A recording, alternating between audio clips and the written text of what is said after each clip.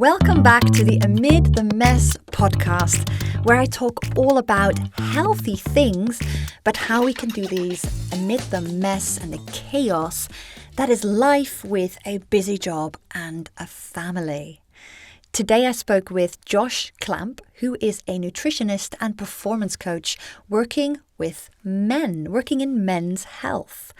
He is passionate about helping men make realistic and practical lifestyle changes. And Josh is trained in medical physiology and nutrition and behavioral science. Now, today I decided to speak with Josh about fathers in particular, because I do think fathers get forgotten a little bit. Yes, in family life, motherhood, all that stuff, there are so many challenges, and rightly so, women get talked about a lot, and a lot of, health challenges need to be addressed and helped.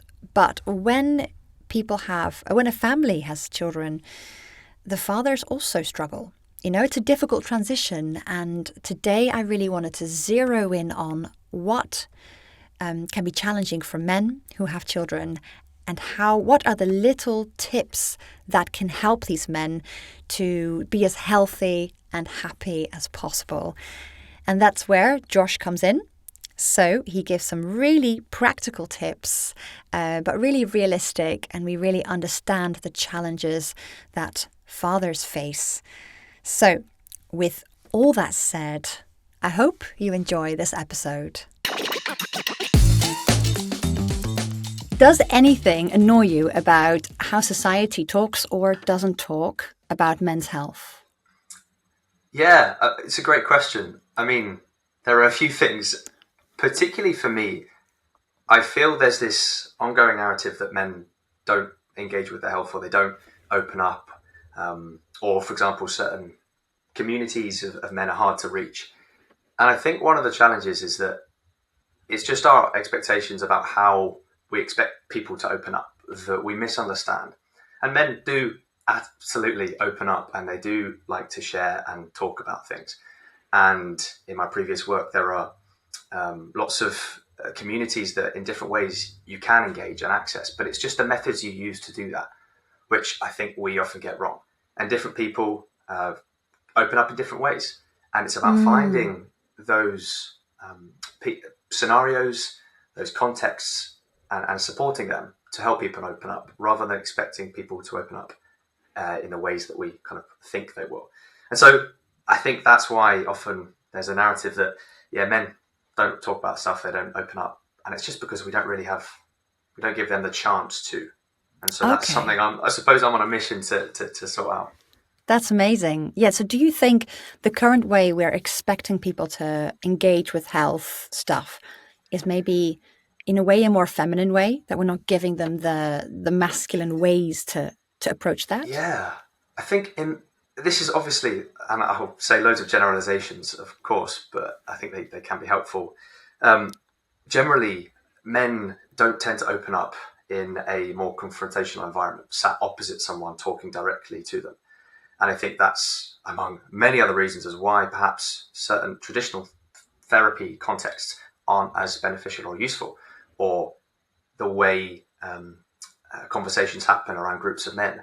They tend to go less deep into kind of important conversations, is because I think men open up in a different way. So, for example, if there is a third part to the conversation, a third entity, sat around a bonfire, driving, playing golf, where you're not facing each other, rather they're just focusing on something else, that almost creates a softer, more safer environment, which allows this safety to open up a little bit. And that's just one example, but I think understanding that and trying to make more scenarios where we support that is going to do a lot for helping guys open up in the future. I like it. Yeah, so it's the shoulder-to-shoulder chatting. Exactly. Rather than face-to-face chatting. Yeah, that's really good. Now, so you're probably aware, I'm currently in the child phase of life, and I have so many friends who have young children, and of course I know all the fathers, and I have a husband. So I'm so interested in father's health and nutrition Mm, for this chat, because those poor fathers just get forgotten now and then. can Not happen, many yeah. people talk about the fathers. So there's this phenomenon, and I don't want to be disparaging or like body too kind of body centric, but there is a phenomenon that is called dad bod, and everyone will Mm. know what I'm talking about. Is this a real thing? I'm very curious. What's your take on it as a nutritionist? Yeah, I mean, I think well, it's important to understand there are a number of changes that happen as we age, in men and women, of course. Yeah. And those hormonal and physiological changes are going to impact the shape of your body, body composition, the distribution of fat, for example. And so as we age, there's some expectation, and it's fairly normal to Yeah. see that change. And of course, there's ways to minimize and mitigate and alter that change, but it's a very normal process for bodies to change. I think Yeah. labeling it dad bod is obviously more of a generalization and less scientific. But there are Mm. natural shifts that happen, of course. Yes. So it's actually probably not so much becoming a father. It's just as men enter their 40s, for example, this is just a thing and it's normal. Absolutely normal. It's perfectly normal for bodies to change, and I mean, like I said, there's a number of hormonal and physiological changes that happen in terms of changing metabolic rate, changing in hormone levels. Men tend to do less physical activity as they get older, and so Hmm. that's going to have an impact on muscle mass and in turn um, metabolic rate. And so those changes naturally will happen, and like I said, there's ways to mitigate them, and Mm. but it's perfectly normal to accept that there are Yes. changes that are going to happen. And Yeah, whilst we can be absolutely. frustrated about that, we've got to acknowledge it and come to Yeah. terms with it. Well, for me, there's also a certain kind of endearingness about the, if you call it a dad bod, because you just feel like they're dedicating so much of themselves to the child rearing, they're actually not able to look after themselves, which is a sad thing. But there's a certain kind of giving nature in it. Absolutely, But absolutely. yeah, but the thing you said, so there are certain things we can do to mitigate it. So the low hanging fruit, what can the men, the fathers, even if they're not fathers, do if they're in their late 30s, early 40s, and they feel like, okay, the dad bod is descending? What are the few things, low hanging fruit, that I can start doing in my day? Really, really good question. And I think there are a load of foundational areas to focus on. And so looking at what we're eating, of course, and my background being in nutrition, that's where I want to Yes. go first. Yes. But healthy diets, and we don't need to do anything extreme or ridiculous or cut anything out. Small changes make a huge difference. I always say small hinges swing big doors. And we in the past may have felt we need to go on extreme diets or restrict things and turn everything over overnight. But actually, just focusing on getting more fruit and veg, more fiber, Hmm. trying to eat a little bit less, not cut out entirely, but a little bit less of those rubbish foods we know we shouldn't be eating. Which And are it's which are the rubbish foods that, so in your generally opinion? those foods that we would think of as junk foods. And you may have heard of the term of ultra processed foods in the last couple of months. And I think that's a bit of a complex subject in terms of whether something is unhealthy or not. You can't really just define it by whether it's unprocessed or not. There's a lot more Mm. going on. And for example, there are healthy processed and ultra processed foods like baked beans. I think they're a fantastic option. Yeah, yay! Exactly. They're So I so think just useful, so because useful. they're brilliant, they're practical, they're simple, they're affordable, and they can taste great. So I think what matters is not just labeling something as bad overall. There's always more nuance than that, which is it's not a straightforward answer. But generally, a bit of common sense. So looking at the biscuits, the cakes, the Oreos, the Ben and Jerry's, the alcohol, all the processed meat, the sausage Mm. rolls, pasties, Danish pastries, those things which we know perhaps aren't beneficial for us, and that's common sense.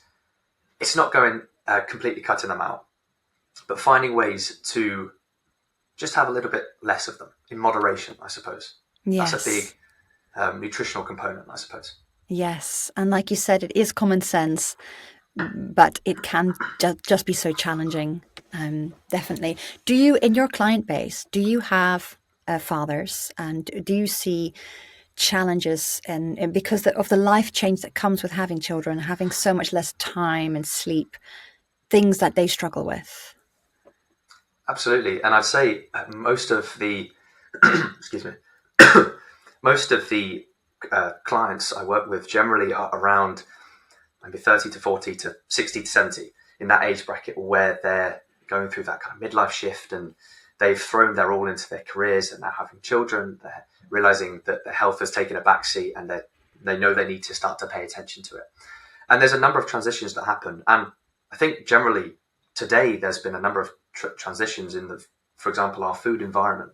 We are surrounded by an abundance of really tasty, easy to eat, affordable, empty calories, let's say. Yes. And there are challenges as well. And when you've got pressures from family, from your work, maybe some health challenges, and you're short on time, maybe short on finances, it's easy to go for those convenient, quick, tasty options. And so it's not easy, especially when you add the complications of being a father as well. So I think it's important to acknowledge that. Yeah, absolutely, definitely. So no judgment to anyone listening who does go for the crisp packets or the cakes because they need something. Yeah. So I mean, something that's really important for me is to help guys understand that food is more than a physical thing. We have what we call a relationship with food, and food can be a source of joy. It can be a source of stress. Food is tradition. Food is culture. Food is emotion. It's a coping mechanism. Yeah. And often one of the big mistakes men make is purely seeing food through, or healthy eating through, a negative physical lens. I have to cut this. I have to eat rabbit food. I have to, not enjoy it. Whereas actually food is and should be something that is, a source of joy, and we have a positive, healthy relationship with it. Yeah, that's true, actually. If you always think of, I can only be healthy if I cut, restrict, and I'm going to have a miserable time, you're never going to want to do that long term and be happy. A much more positive approach is to focus on like having this additive mindset rather than a subtractive mindset. So I want to add more fiber. I want to add more fruit and veg. I want to add a healthy breakfast, or add some complex carbohydrates, for example, rather than thinking of this negative, restrictive mindset. Okay, I like that. Yeah, that sounds really good. Yeah.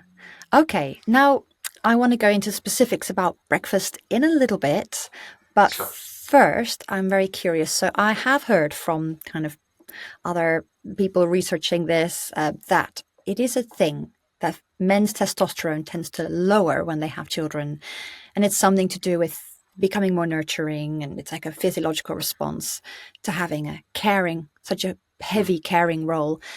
Does that affect men's health? How do you know how that does, and what people might do to nutritionally to help with that? I think one of the important things to understand or acknowledge is that when a guy hears that something reduces his testosterone, there is an immediate knee-jerk fear reaction. Oh, I need to fix this. But the first thing I want to say is that testosterone levels, hormone levels change, and that's okay, and that's normal. And there's ways we can mitigate that and be healthy, but we shouldn't just fear this idea of testosterone reducing. Good. And so it's true. Yeah, it's true that testosterone naturally declines after the age of about 25, 30, slowly. It's called the andropause.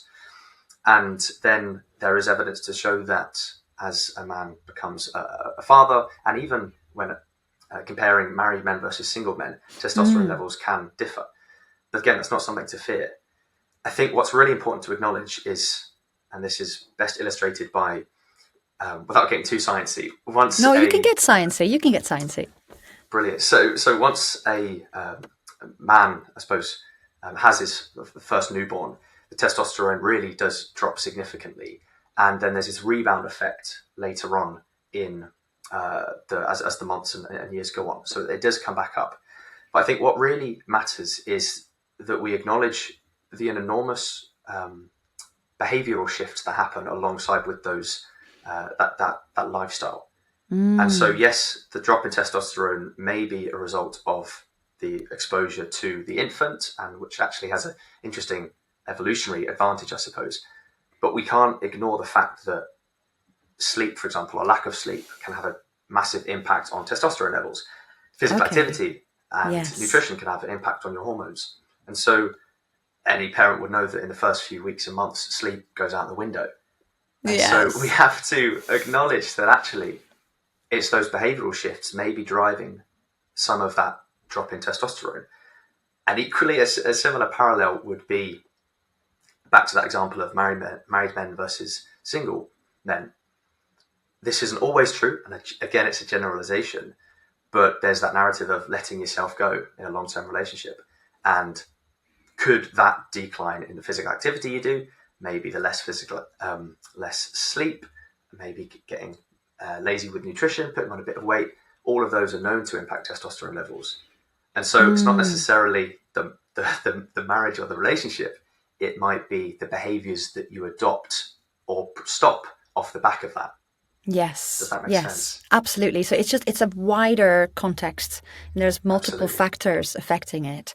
And then even when you have a child, if you try to just potentially keep some resistance training in and be careful with the highly processed foods. And I mean, sleep, there's very little you can do about it.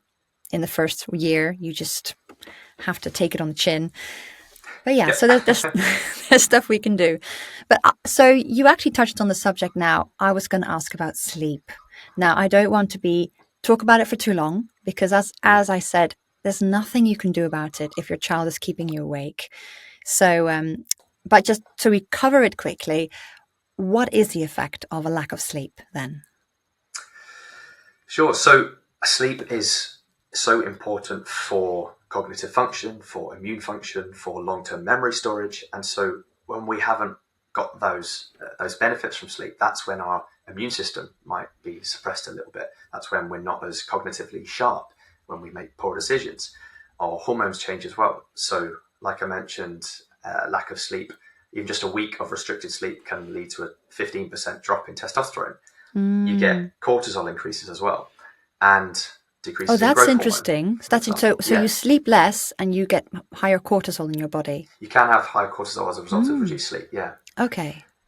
and in essence, I mean, there's loads of impacts. It can impact your microbiome as well. You might have heard of that colony of gut bugs you've got living inside you, which play so many roles again with your immune system and cognitive function. And so what happens is you're becoming less resilient to the stresses in your environment, the stresses in Yeah. your routine. And so Yeah. you're more susceptible to making bad decisions, essentially. And again, that poor sleep can't be avoided, but maintaining that good sleep hygiene, good Yeah. quality routine where possible, and doing those small things can really support those little wins. Yes. So perhaps, because I'm in a situation where both of us are getting pretty awful sleep with a 9-month-old baby and a 3-year-old boy, both of them kind of ping-ponging between each other. When one's asleep, the other's awake and vice versa. But if we avoid caffeine and kind of don't eat too late in the night and stuff, and we do what we can to get the sleep that we can get, make Yeah, that good. Yeah. that's exactly it. Yeah. And Okay. as you say, there are those small changes, like the timing of when you're eating, for example. Our bodies work on a circadian rhythm across about 24 hours, and that is timed by various things in our environment: light, movement, food intake. And so all of those things you can use to help align or time your circadian rhythm. If you're eating at 1 o'clock in the morning, or exercising 1 o'clock in the morning, or spending the whole day relaxing, lying down, you're confusing your body clock. And therefore, when it's time to sleep, it's less clear. There's less of a signal. I should be sleeping now. And therefore you struggle sleeping. Interesting. So what do you think should be the dinner time for good? Say if someone wants to go to sleep at 10 o'clock. I say, especially if it's a larger meal, at least 2 to 3 hours before you go to bed, finish that last meal. And often leaving that gut does mean that we're more susceptible maybe to go picking something or grabbing something late at night. There's little snacks. We've all been there. We've all been there. Yeah.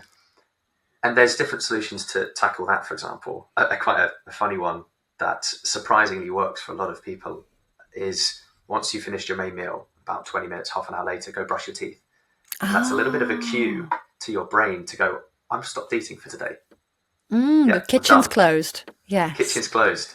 And so a little Oh, bit of a mindset shift, a practical tip that has worked for people. But yeah, at least 2 to 3 hours before that last meal, I like after that that. last meal.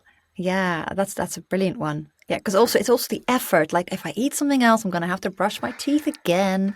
I've got this Yeah. nice fresh minty flavor in my mouth. I think Okay. naturally again, I don't like the term, but it can be quite useful. I think naturally we want the quick, easy option. We want the lazy option. And Yeah. if we can make the lazy option the right option, the healthy one, that's when we're onto a real win. Yes. So as you say, Yes. I don't want to have to brush my teeth again, therefore I'm not going to eat. Effort. Yes. I Effort. like it. That's a good one. That's a good one. Brilliant. Yeah. Now, going on to a bit of a different subject, although it might be related to everything you said before, the sleep, the everything else, skin health. Now, is a weird phenomenon. Several fathers I know have said to me as soon as they had their first child, their skin got really dry, they got dandruff, and it just just real issues with skin inflammation and dryness. It seems to coincide with becoming a father. So, can you shed light on why this might be happening? I think there could be lots of things at play. One of them could be the hormonal changes we're noticing, that increase in perhaps cortisol because of the lack of sleep, the decrease in growth hormone or testosterone, for example, that can cause some of those changes. And also, again, our diets probably aren't going to be as good. And diet and skin health have a huge relationship in Mm, terms of healthy fats. Fat often gets this negative view, and we want to avoid it. Or it's either you've got to have a high fat or a low fat. It's never just you've got to have the middle ground. But yes, it's fat is like, so important. yeah. Fat is so important for our cognitive function. Again, our immune system, our bone health, our skin health, and so if we are not eating the right foods, we're not getting those healthy unsaturated fats into our diet, those omega-3s, then that really can compromise our skin health, for example. So there's a big Mm, nutritional yeah. component there. Okay. Interesting. So, which foods should people eat for less dry skin then? I mean, as So a generalization, very general. I think, interestingly, and not many people are aware of this, but there are kind of national recommendations for people, especially if you're not going outside a lot, to take a vitamin D supplementation, especially during the winter, Mm-hmm. if we're not outside much. And vitamin D, again, is super important for a number of functions, but we're not getting much of it. You can get it through supplements, through oily fish, get it through some mushrooms as well. And so I think making sure that we're hitting those recommendations of vitamin D. And in the case of oily fish as well, for example, you can get those omega-3s. So by having that varied diet of eating those whole foods, you're going to be getting those nutritional components that you need to have Yes. that healthy skin, Okay. healthy body. Great. Well, I don't need any more excuses to serve up more salmon in our house because just love There we go. salmon. But Absolutely. you did mention plenty of unsaturated fats. Now I have heard somewhere, and I don't remember where I heard it, that there could be a link between getting too low on your saturated fat intake and testosterone production. Is that true or not? So again, I think it's easy to label things as good and bad. And if you label Mm. something as good, everyone goes, we need loads of it. And if it's bad, we need none of it. We do need some saturated fat in our diet. Mm. So again, there is probably going to be consequences if we're not getting enough saturated fat. So if you're going The issue is most absolutely people, zero saturated fat, yes, then that's yeah, exactly. I think the issue for most people is not getting enough unsaturated fat. And so I wouldn't think that many people would have to worry about getting too much okay. not enough saturated fat. I Yeah. would focus primarily on getting those healthy fats in rather than whether they're getting enough of the less Okay. healthy fats in. Yeah. Okay, fair enough. Fair enough. But there is like a link. So if someone was trying to get their like cholesterol down because the GP said their cholesterol was too high, if they go like zero saturated fat, yeah. I would never suggest anyone go zero on anything, really. I mean, Okay. Yeah. maybe alcohol, but that's each, Oh each, yeah, each we'll talk person's about that in a choice. bit. Okay, yeah. But I think generally, you focusing on the foods rather than the nutrients is where we need to pour attention, I suppose. It's easy to talk about proteins and carbohydrates or amino acids or vitamin D or omega-3s or saturated fat, cholesterol, but you don't eat amino acids, vitamin D. You eat cereal, you eat fruit, you eat popcorn, whatever it might be. And so focusing on the food strategies, I think, is more practical and realistic for people. Yeah, absolutely. Absolutely. You're so right.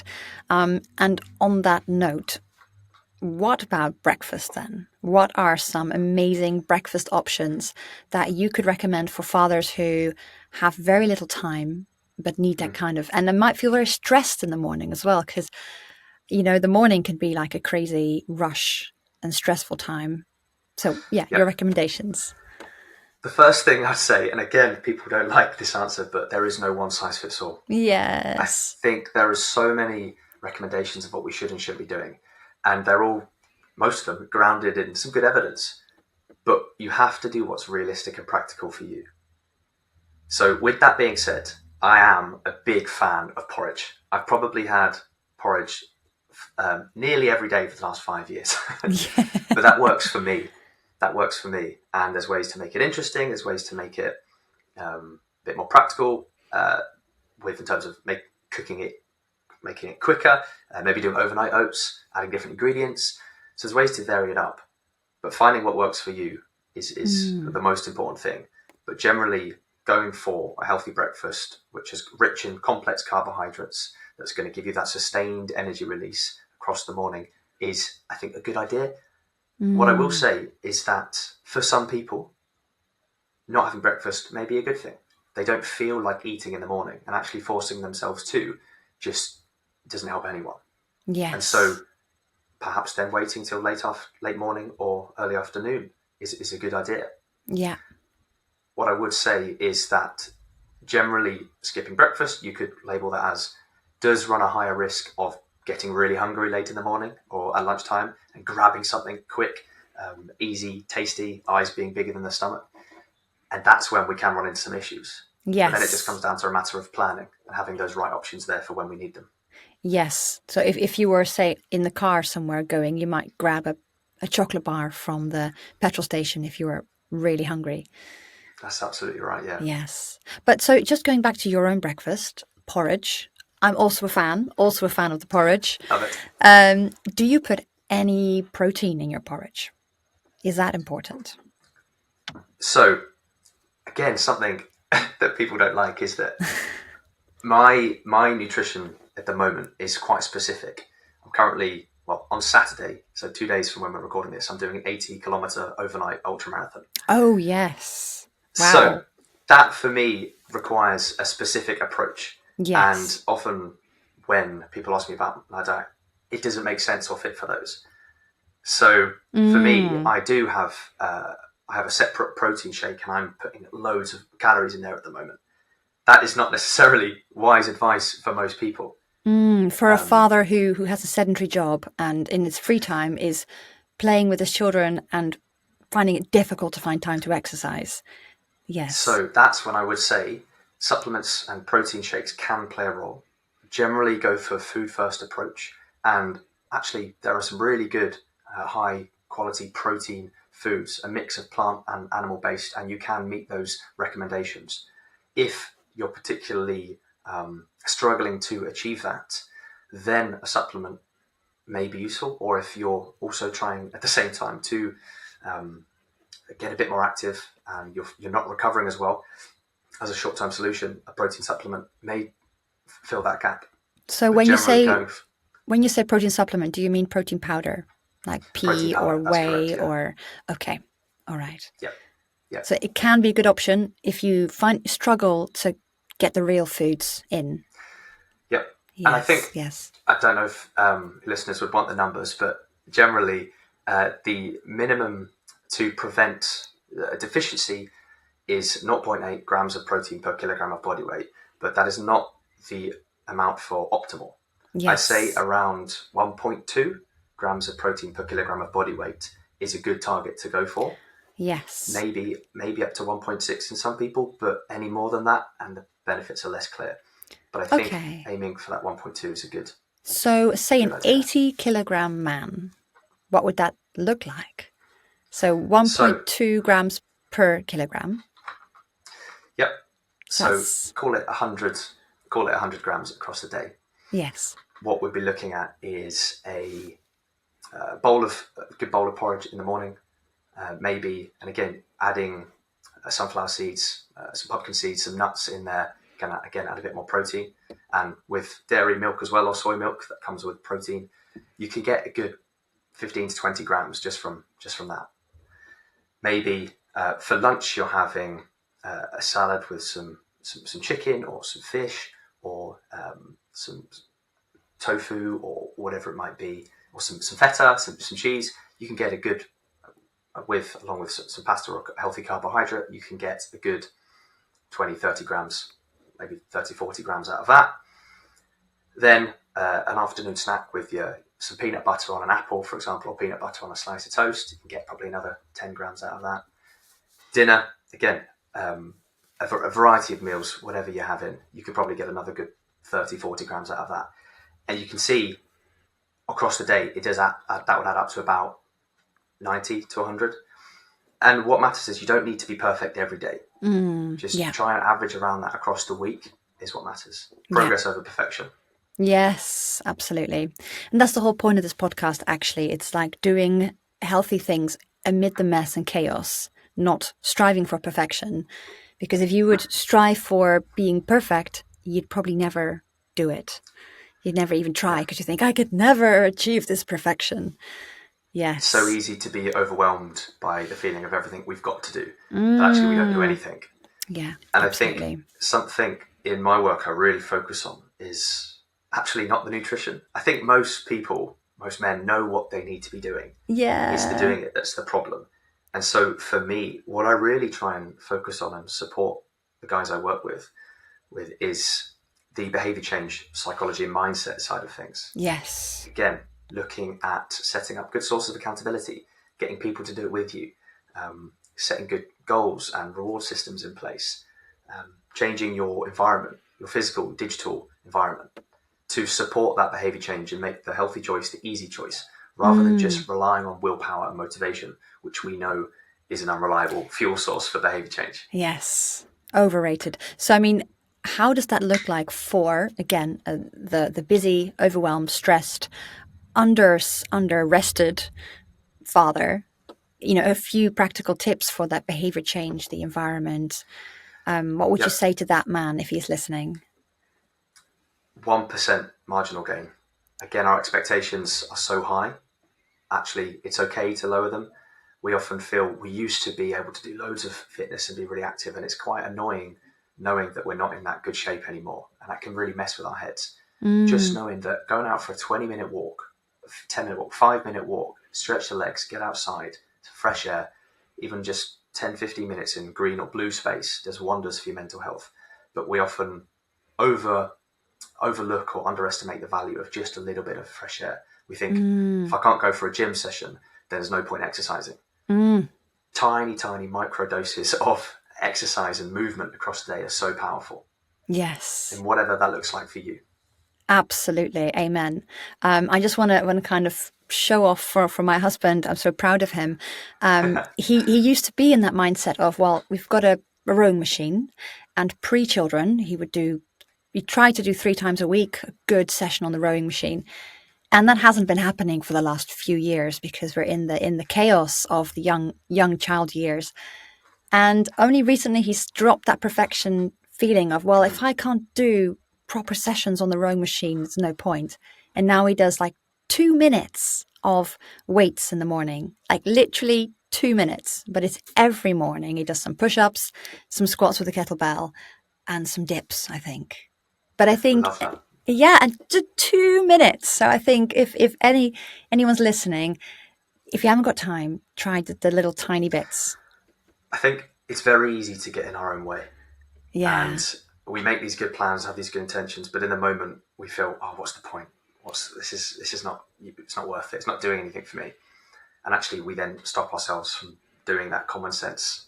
All this is common sense, isn't it? But we're able to justify ourselves a way out of it because again, we have quite often negative self-talk. I think that's very common among men, even though we don't really acknowledge it or realize it. So again, looking at that psychological, mental side of this, we just got to be a bit more compassionate with ourselves, be a bit more patient. This is okay. This is just a phase I'm going through where things are changing, and I can bring it back later, and I can bring it back in a time in a way that works for me. I have Yes. confidence in that. Yes. Yes. Oh, that's brilliant. Thank you. Now, I would love to broach the topic of alcohol. What are your thoughts on alcohol? So many thoughts. I think the most important thing I want to say is that there is no safe limit for drinking alcohol. And the recommendations of a limit or maximum of 14 units per week are the same for men and women. But actually, there's no safe limit. That's just the point at which the risks really accelerate. And each man has to decide for himself what risk tolerance he has and how much he wants to drink. And you don't need to cut it out. That's okay. But what is important is asking ourselves, okay, why am I drinking? What is the reason here? Is it a coping mechanism? Is it maybe for liquid confidence? Is it because it's just habit? Whatever it is, it's important to really dissect that and find it a way to better overcome that challenge. Yes. And so what that will look like will be for different people. Yeah. And I think, just to say, one of the biggest shifts that's happened over the last couple of years is a change in the abundance and quality of non-alcoholic alternatives for men. I love them. I want to give a massive shout out to Guinness Zero, because that has done more for helping men drink less than any other scheme or program, I think. Amazing. Genuinely. I love it. Yes. Because, I think basically one of the reasons it works is they've hit that psychology of it perfect. If previously you ordered non-alcoholic beer at a bar, or sat down and had a non-alcoholic beer with your mates, they're like, what are you doing? What are you not drinking? But if you get a Guinness Zero, it still feels manly. Yes, and it's like in a pint glass, so there's no like 0% on the bottle, and like, yeah, I love it. That's it, yeah. And it's still delicious, Guinness is still pretty good. It's nice. Quality, isn't it? Yes. Oh, that's awesome. But I want to just go back on what you said about the reasons behind the drinking. Now, this is definitely coming from my perspective as a parent of very young children. Life can be so busy and stressful, and at the end of the day, when the children have gone to bed, you're just like, oh my goodness. And it'll be so easy for men to then have a drink or two. Probably many people do it every single night, because it can just be a fight getting your children to go to sleep. What would you say to those men who are in the cycle of having 1 to 2 drinks every night? Even they're not getting drunk, they feel like, that's fine, I'm not even getting tipsy, so it's fine. Firstly, I would just say, well, what we need to do and encourage ourselves or the men in our lives to do in that circumstance is just acknowledge that maybe there's an importance to change here. Just to reduce, again, if it is a bit of a coping mechanism, we don't want to take that away straight away, because it's providing a function that's helping us cope. Yes. And the next thing is to actually be realistic about, okay, what could this look like for me? If I'm drinking every night, if I'm drinking 2 or 3 every night, or 4 or 5 every night, maybe I find a way to have 1 or 2 every night if I'm having more. Or I'm only going to drink 4 nights this week instead of every night. And again, that's a bit counterintuitive to the advice that says you should have lots and less. But it's realistic. And again, I'll turn back to what I said about the additive versus kind of subtractive mindset. Again, we're talking here about taking something away. So rather than thinking about having less alcohol, what can we add in that will help us overcome that challenge as a coping mechanism, or as a de-stressor? And so, I mean, there's loads of approaches there, but in terms of what could someone add in? I'm just give people ideas, maybe. So often in the evening, our brains want to just switch off and relax, and often that's why we're a bit mindless with picking and eating food, and that's why we go to the cupboard and reach for the crisps, the popcorn, or whatever. Finding ways to avoid that, or having healthier options or alternatives. So, for example, rather than having the crisps, you have even just a healthier version of that crisp, or you're having a chopped up apple instead, or some grapes, or some nuts, or something, so that you still can have that mindless kind of picking and eating where you're doing something, not just sat there watching TV because your mind's going to wander, but you're not really compromising your health in the same way. Yeah. Also, small amounts of gentle activity in the evening can be good. Go for a short 5-10 minute walk. Yeah. In many cases, what happens is just it's instinctual and habitual. You sit down in the evening, put kids to bed, or you had your dinner, or whatever it might be. That cue in that environment has trained your brain to go, I'm going to reach for that beer now. Yeah, So it's just the next logical step in my evening. Okay, and now it's the beer time. Yes. And what we find is all of that currently is on autopilot. And what can be useful is to put things in our environment or in our schedule or in our calendars that take us off autopilot. Yes. And so put the beer in a different cupboard, locked away somewhere. You've still got the key. You can go and reach it and you can have a beer. But what you're doing is you're taking yourself off autopilot for the next evening. Yes. And you're making it tiny little bit more difficult to go have it. You can also get that some social accountability. Tell people you're going to do this and you want help with this, and they'll support you with that. And what you'll find is that each of those things combine to increase the probability that you don't reach for that drink. You make it easier to make the right choice. Yeah, I love it. I love all those points. Thank you. Yeah, wonderful. Let's see. I realize the time is flying. And one thing I really wanted to ask you. So every guest, comes here with lots of expert knowledge, really good tips for everyone. But none of us are perfect. So to keep it real, if you're happy to share, what's either one of your imperfections or maybe like a real guilty pleasure, maybe nutritionally, because you're a nutritionist. Yeah, I mean, how long have we got? I've got so many. We got a few minutes. In fact, it's interesting you say that if I'd be happy to share. And actually, I'm more happy than most people to share my imperfections when it comes to my nutrition and lifestyle, because people have this idea that nutritionists or personal trainers, that they're perfect and they always eat healthy. And when people see me eating crisps or pizza, they're surprised and go, oh, I thought you eat that stuff. And of course I do, in moderation. That 80-20 rule I follow of 80% of the time making the right choice and allowing that flexibility 20% of the time. And never feeling guilty about that. Yeah. It's part of the plan. Yeah. I feel like if you decide to eat something delicious and like a little bit like quote unquote naughty, enjoy the hell out of it. Enjoy it. It's like, yeah, absolutely. As long as it's not the default, that's what matters.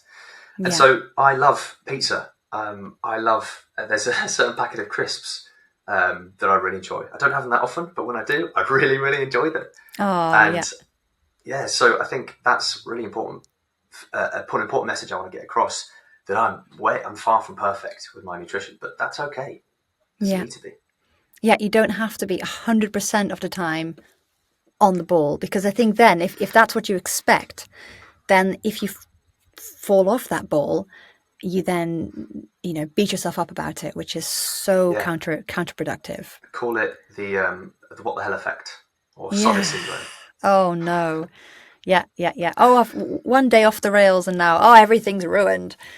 Yeah. I think we often get in our own way of thinking about this all or nothing mindset, and it's so easy to fall into that trap, but it's getting in the way of our progress. And so we really need to come to terms with that 10%, 5%, 1%, that's okay. Yes. I'm currently doing that with alcohol. So I generally, as a rule, don't really drink. I won't kind of randomly drink, but then once a week, once every 2 weeks, if we have people over for a barbecue and it's like really nice friends that they bring over a bottle of bubbly, and I'm like, yes, I'm going to have a drink with you specifically because I want to have a drink with this friend because it's a really nice social situation. And then I really enjoy that. But so. Exactly. You end up enjoying it more. The less you drink, the more you enjoy it and the more you get from it. Yes. Yeah, absolutely. Super duper. Well, Josh, can you tell all the listeners a little bit about the services you offer and the type of people you can help, and then where to find you? Sure thing. So I mostly do one-to-one or group coaching with guys, supporting men with that process of change, of where they know they need to take control of their health and they just struggle to get it done. And again, anywhere between 30 and 60, I work with a huge range of guys. So primarily that's the day-to-day.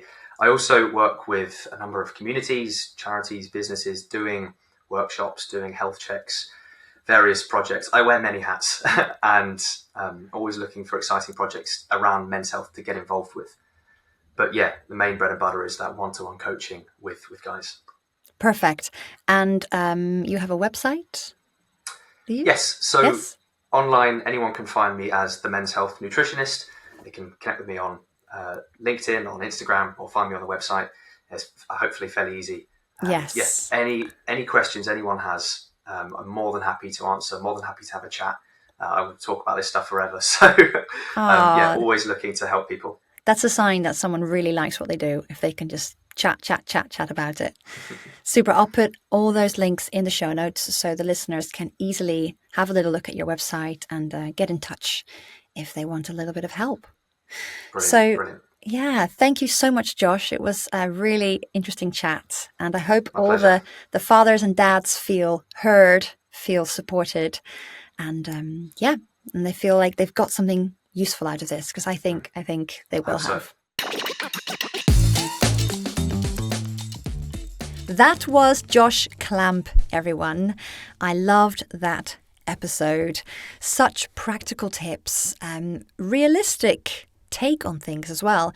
Saying what is the 1% change that you can make rather than huge goals and overhauling your whole life.